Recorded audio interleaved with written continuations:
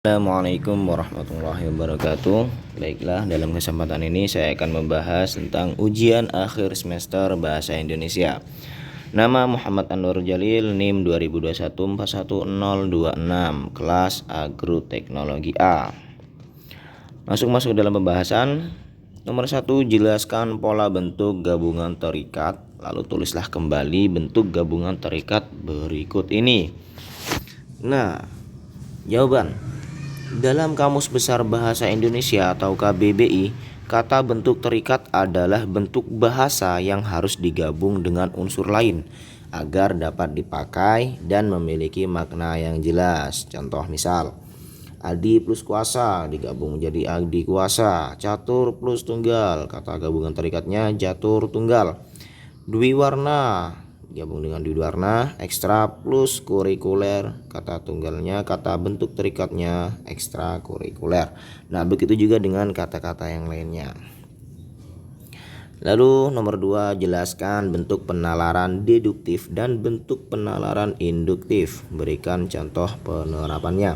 Jawaban, penalaran deduktif dinilai adalah pernyataan atau penalaran yang dinilai dengan pernyataan umum diikuti dengan pernyataan khusus kemudian ditarik kesimpulan. Contohnya, pernyataan umumnya seperti ini: pengembangbiakan dengan cara mencangkok menghasilkan tanaman baru yang cepat berbuah. Nah, pernyataan khususnya, pohon jambu Pak Jamet adalah hasil cangkokan. Nah, kesimpulan dari dua pernyataan tersebut adalah pohon jambu Pak Jamet menghasilkan tanaman baru yang cepat berbuah. Nah, kemudian penalaran induktif adalah cara berpikir dengan menarik kesimpulan umum dari pengamatan atas gejala-gejala yang bersifat khusus. Contoh, kerbau punya mata, anjing punya mata, kucing punya mata. Nah, kesimpulannya setiap hewan punya mata. Nomor 3, jelaskan dan berikan contoh transkripsi dan transliterasi. Nah, jawaban, transkripsi adalah penglihatan tuturan yang berwujud bunyi ke dalam bentuk tulisan, penulisan kata, kalimat, atau teks dengan menggunakan lambang-lambang bunyi. Mantra yang diucapkan seorang dan kemudian ditranskripsikan ke dalam bentuk lontar atau kitab atau dalam bentuk tertulis. Nah, misal contoh, jengjawakan hasil penelitian Wiwi Kartiwi. Nah, ini contohnya. Kemudian apa yang dimaksud dengan transliterasi? Menurut Kamus Besar Bahasa Indonesia adalah penyalinan dengan pergantian huruf dari abjad yang satu ke abjad yang lain. Contohnya, wahwa khairur razikin dalam bentuk tulisan Arab ditulis dengan wahwa khairur razikin dalam bentuk tulisan bahasa Indonesia. Kemudian zakat al-mal ditulis dalam bahasa Indonesianya zakat al-mal atau suratun nisa. Nah, dalam bahasa Indonesianya ditulis dengan surat an-nisa. Kemudian soal nomor 4, jelaskan penomoran bagian karangan berikut ini. Perbaikilah jika menurut Anda masih ada penulisan yang salah. Nah, halaman pendahuluan sampai dengan halaman daftar pustaka dan lampiran diberi nomor urut halaman dengan menggunakan angka 1, 2, 3 dan seterusnya. Penomoran diletakkan pada pias atas header sebagai sebelah kanan dengan jarak 1 cm dari tepi atas kertas. Pada halaman persiapan dan pada halaman yang tertera judul bab, nomor halaman diletakkan pada pias bawah bagian tengah dengan jarak 1 cm dari tepi bawah kertas.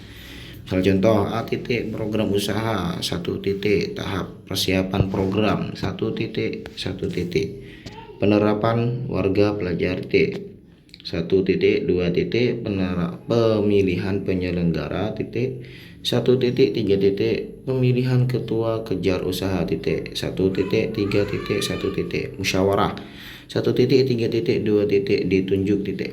Nah, ini penulisan yang salah. Nah, yang benar adalah seperti ini. A titik program usaha 1 titik tahap persiapan program 1 titik 1. Nah, ini langsung katanya, bukan ada titik lagi, penerapan warga pelajar. Nah, begitu juga dengan contoh yang lainnya.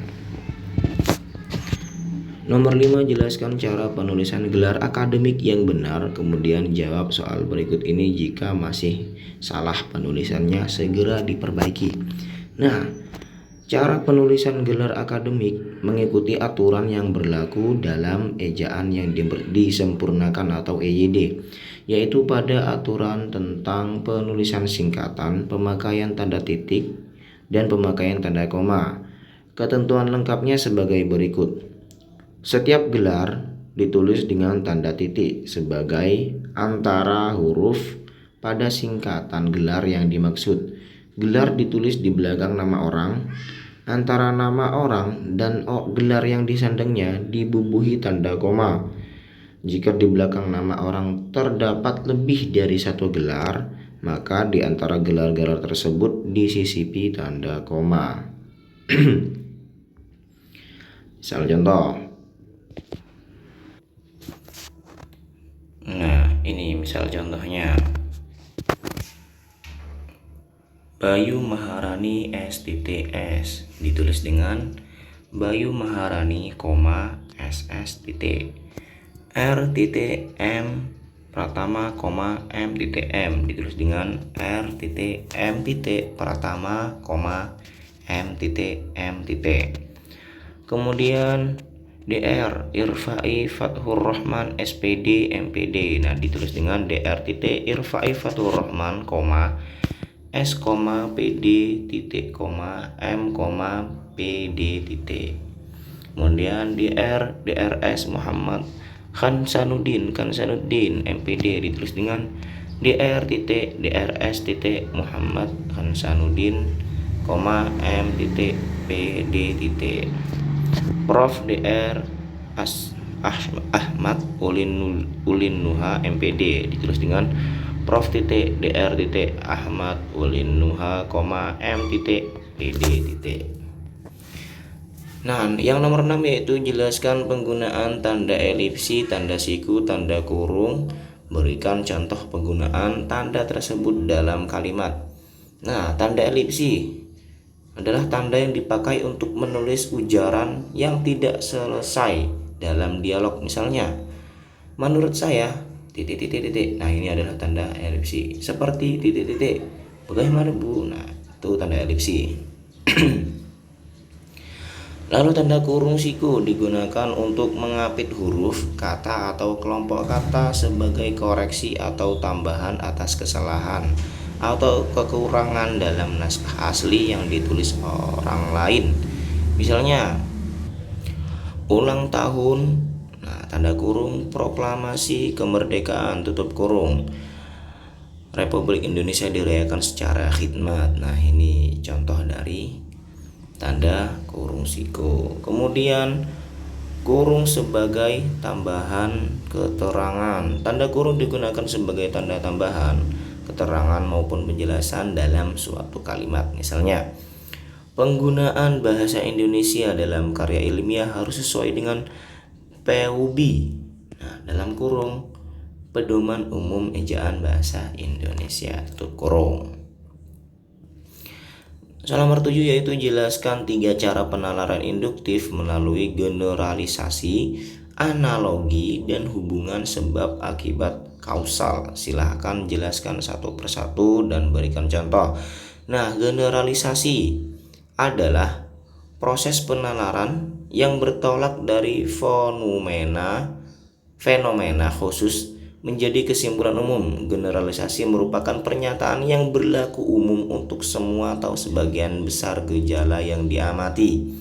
Contoh, buah mangga berwarna hijau dan rasanya manis. Buah jambu biji berwarna hijau dan rasanya manis.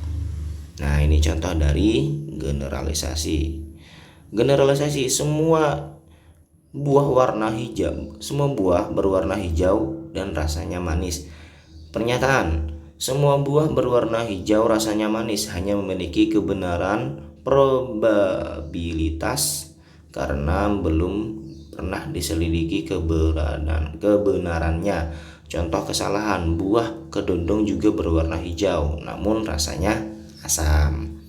Nah, untuk analogi adalah metode menalar dengan membandingkan dua hal yang mempunyai sifat yang sama. Kita dapat menarik kesimpulan jika terdapat persamaan dalam berbagai bidang. Dengan kata lain, penalaran analogi dapat diartikan sebagai proses penyimpulan berdasarkan fakta atau kesamaan, atau proses membandingkan dari dua peristiwa atau hal yang berlainan berdasarkan kesamaannya, kemudian ditariklah kesimpulan dari pernyataan tersebut. Contoh, klub Persija Jakarta mampu masuk babak final karena berlatih setiap hari. Maka klub Persib Bandung akan masuk babak final jika berlatih setiap hari. Nah, kemudian hubungan sebab akibat atau kausal adalah proses penalaran yang diperoleh dari gejala-gejala yang saling berhubungan. Hubungan kausal atau kausalitas merupakan prinsip sebab akibat. Contoh, penerangan liar di hutan mengakibatkan tanah longsor. Lalu, jika dipanaskan, tembaga memuai, jika dipanaskan, emas memuai. Nah, soal nomor 8, jelaskan yang dimaksud silogisme dan berikan contohnya.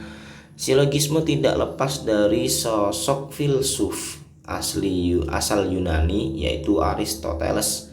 Menurutnya, ada dua bentuk utama penarikan kesimpulan yang logis. Pertama, melalui silogisme, dan kedua melalui deduktif, yaitu dari premis-premis umum atau mayor dan khusus minor. Silogisme juga dapat disebut sebagai penyimpulan tidak langsung karena konklusi diambil dari dua permasalahan yang dihubungkan dengan cara tertentu. Contoh sederhana, premis mayor, jika hujan saya naik becak.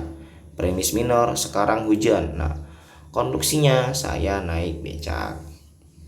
Kemudian nomor 9, apa yang dimaksud dengan konjungsi? Sebutkan jenis konjungsi dan berikan contoh penerapan konjungsi. Jawaban, konjungsi adalah kata sambung untuk menghubungkan kata dengan kata, frasa dengan frasa, atau klausa dengan klausa. Kata konjungsi memiliki jenis yang bervariasi sesuai penggunaannya. Contoh, konjungsi ini dibagi menjadi 5 kelompok, yaitu yang pertama konjungsi koordinatif. Contoh, Jamet dan adiknya sedang bermain bersama. Konjungsi korelatif, contohnya tidak ada yang sempurna baik aku maupun dia, ya. Nah, kemudian konjungsi subordinatif, Dava selalu tertarik pada mainan sejak ia mulai belajar merangkak. Kemudian konjungsi antar kalimat, Jamet memang selalu berbeda pendapat dengan adiknya, walaupun demikian mereka tetap menyayangi. Nah, yang terakhir yaitu konjungsi antar paragraf. Contohnya, eksistensi bioteknologi konvensional belum kalah dengan bioteknologi modern. Bioteknologi konvensional memang menggunakan bahan dan alat sederhana dan memaksimalkan hasil untuk produk tertentu. Namun produk-produk yang dihasilkan masih sangat dibutuhkan oleh masyarakat. Bioteknologi konvensional menghasilkan produk-produk konsumtif seperti tempe, kecap, tauco, tape, dan lain-lain. Adapun bioteknologi modern termasuk di dalamnya rekayasa genetika menggunakan alat yang canggih dan harus benar-benar dilakukan oleh ahlinya. Faktanya, bioteknologi modern memberikan hasil produk yang lebih efektif dan efisien. Beberapa produk hasil dari bioteknologi modern yaitu vaksin, penisilin, enzim, insulin, dan lain-lain. Nah, soal yang terakhir yaitu nomor 10, wacana terbagi menjadi 5, yakni wacana narasi, deskripsi, eksposisi, argumentasi, persuasi. Nah, jelaskan ciri dan perbedaan tiap wacana tersebut serta berikan contohnya. Mantap soalnya. Nah, langsung kita jawab ya. Wacana narasi merupakan jenis wacana berita yang berisi berita. Wacana ini menceritakan sebuah kejadian secara berurutan berdasarkan waktu kejadian. Ciri-ciri narasi, terdapat tokoh dan terdapat alur dan konflik. Contoh, paman baru saja selesai membersihkan halaman depan. Di ruang tamu dilihatnya Adi dan Beni sedang belajar. Paman menyapa mereka dengan ramah. Paman lalu masuk lewat pintu depan. Nah, kemudian yang kedua, wacana deskripsi. Jenis wacana yang ditujukan kepada penerima pesan agar dapat membentuk suatu citra atau imajinasi tentang suatu hal. Ciri-ciri deskripsi menggambarkan suatu objek dengan melibatkan pengamatan dari panca indera. Contoh, tumbuhan kaktus memiliki ciri khusus pada daun, batang, dan akarnya. Daunnya berbentuk duri, batangnya tebal berlapis lilin, akarnya tumbuh memanjang. Nah, kemudian wacana eksposisi merupakan jenis wacana untuk sesuatu hal kepada penerima atau pembaca agar yang bersangkutan memahaminya. Dalam wacana ini diperlukan proses berpikir.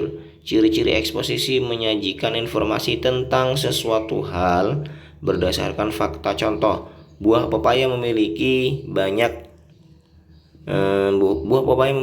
manfaat bagi kesehatan. Buah pepaya mengandung papain dan serat yang dapat membantu mengatasi gangguan pencernaan. Kandungan vitamin C dalam buah pepaya dapat memperbaiki sistem imunitas tubuh. Sementara itu, biji pepaya juga mengandung flavonoid untuk menjaga kesehatan ginjal. Nah, kemudian wacana argumentasi merupakan jenis wacana yang berusaha mempengaruhi pembaca atau pendengar agar menerima pernyataan yang dipertahankan, baik yang didasarkan pada logistik maupun emosional. Ciri-ciri argumentasi berisi pendapat yang didukung dengan data dan berusaha meyakinkan pembaca dengan data yang disajikan. Contoh, kerukunan warga sekolah harus dipupuk agar tercipta suasana belajar yang nyaman dan menyenangkan. Dalam hal ini, partisipasi seluruh warga sekolah sangat diharapkan. Upaya menjalin kerukunan tersebut harus dilakukan di setiap bentuk kegiatan. Sikap saling menghargai antar warga sekolah merupakan kunci utama. Kemudian yang terakhir yaitu wacana persuasi, merupakan wacana yang bertujuan untuk melakukan tindakan sesuai yang diharapkan mempengaruhi penuturannya. Ciri-ciri persuasi berisi ajakan kepada pembaca. Contoh, perpustakaan merupakan sumber belajar yang menyediakan berbagai bacaan. Bacaan tersebut misalnya buku, kamus, majalah, dan tabloid. Di perpustakaan kita dapat membaca bacaan tersebut sepuasnya. Kita pun dapat meminjamnya untuk dibaca di rumah. Dengan banyak membaca, tentunya kita akan memperoleh banyak pengetahuan. Jadi, seharusnya kita memanfaatkan perpustakaan sebagai sumber belajar semaksimal mungkin. Nah, ini jawaban-jawaban ini dikutip dari, nah ini bisa dibaca ya. Nah, sekian dan terima kasih. Assalamualaikum warahmatullahi wabarakatuh.